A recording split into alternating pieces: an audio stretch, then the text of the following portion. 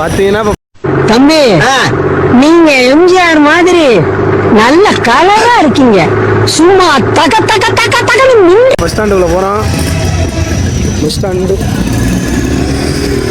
Bus stand பார்த்தீங்கன்னா Trichy Musiri bus stand வந்திருக்கோம். Friends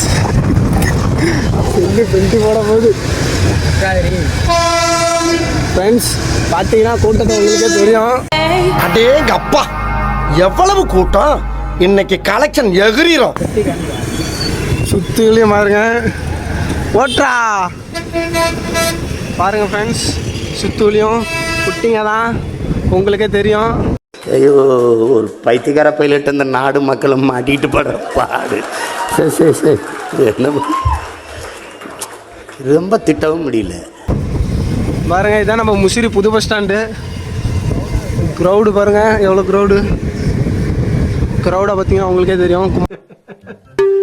என்னடா இவ்வளவு தான் ஃபுல்லாக.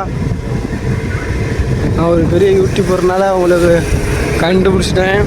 தம்பி காமெடி வேண்டாம், நான் சொல்லிட்டேன். நானு உங்களுக்கே தெரியும். தெரியாது தெரியாது தெரியாது.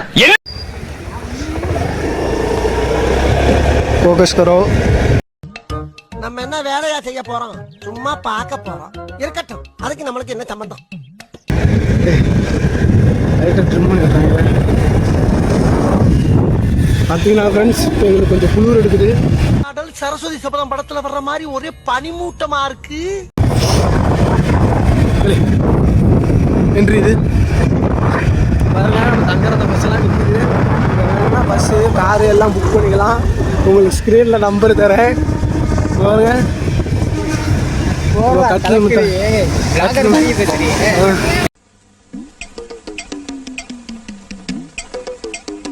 பாருங்க இப்போ பஸ் ஸ்டாண்ட் விட்டு கிளம்பிட்டோம் ஃப்ரெண்ட்ஸ். சுட்டி ஃபாலோ பண்ணுங்க ஃப்ரெண்ட்ஸ். நீங்க தான் சார் வாங்கினேன். முனேஸ்வரன் யாரு சார்? நீங்க ரெண்டு அப்பா தானே சார்? பார்த்தீங்கன்னா இப்போ க்ரௌடாக இருக்குது.